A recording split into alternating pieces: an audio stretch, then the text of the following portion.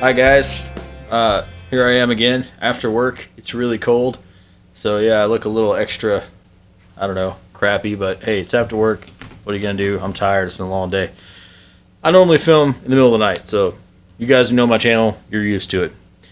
So one of the weird things about being known in your local area for liking gear or refurbishing or remodeling things is people tend to give you things, and that's what happened to me with this drum set. I work for a freight company in my day job, and there's another gentleman who works for another freight company in his day job, and he said, "Hey man, a guy a couple doors down from me, talking about in one of the units he's in, is throwing away a whole drum set. Do you want it?" And I said, "Well, yeah, I'll come check it out."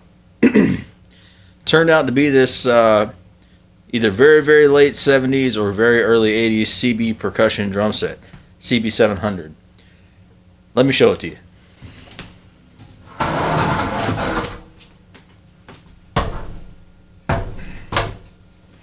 It is a hog. It is so dirty. Show you what we're working with here. Here's the high tom. We'll just set that right there. Part of the throne. All the other bibs and bobs were kind of in the thing there. Here's the snare stand. And it actually came with a Premier snare, and that thing was in bad shape. And I'm actually going to use that for a wholly different project. But yeah, it's obviously super dirty and rusty and missing. I guess this guy wanted concert toms, whoever owned it. It's missing all the heads and whatnot, the bottom heads, and missing the bottom rims as well. Like, they didn't even come with the kit. But here's your old vintage throne there. Some cardboard. Came with the pedal and the other leg to the bass drum. Obviously, it's a terrible, terrible leg. But yeah, so this has been sitting probably in a warehouse for some time. So CB700, see if you can catch me over here.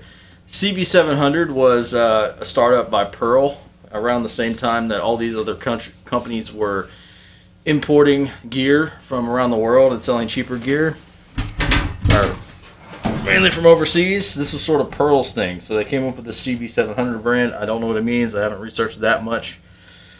I know that it's 9-ply mahogany shells, which I think is cool.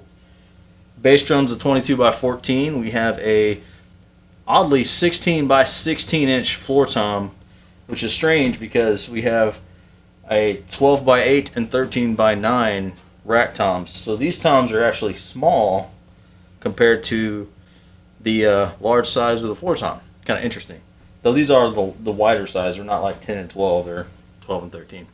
So I'm going to bring you in and have you look at this hardware and get a closer, grosser look of this thing.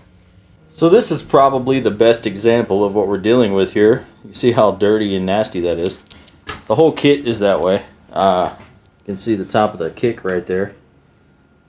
It's actually a decent badge. Maybe I'll try to save some of these badges. All these, the hoop holders, the tension rods, are all super rusty. But here's what's cool. I really like these old wristwatch lugs. I really like these. And this set has all of them. None of those are missing. It does have this terrible mount system, which is 90% you have to use your drum key instead of having its own little clamp things, threaded things to turn. That one does, but if you want to lock it in place, you know, a lot of drum key stuff. Plus, they're kind of puny. So what am I going to do with it? Well, of course, you guys know me. I'm going to do something interesting. Instead of just cleaning it up, instead of just putting some heads on it and selling it, or just trying to make everything work and cleaning the rust off, I'm going to try to make this the most beautiful kit that I have. I got this for free. So any money I put into it is, you know, all project money. It's not on top of what I spent. So I have ordered new rims, the missing rims. And actually I've ordered, I got triple flange hoops coming. So all of these will be replaced. New hoops coming for the kick drum. All new lugs. And what I'm most excited about is the wrap. I got a really pretty wrap coming from a reputable drum wrap company. And it's cost a pretty penny, I will say that. So if you're redoing your drum kit, it costs a little bit. I don't know. Before I go, I kind of want to see what this sounds like. Just like this. Hold my beer.